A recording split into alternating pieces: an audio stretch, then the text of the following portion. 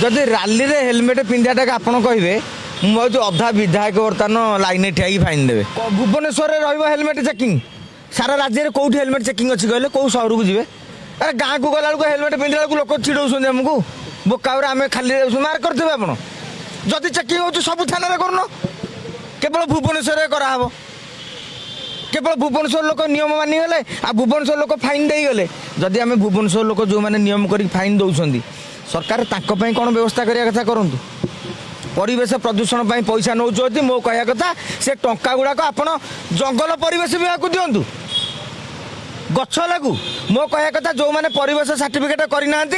सरकार तांको निर्देश दिंतु तेमे 10टी गछ बंचेकी देखा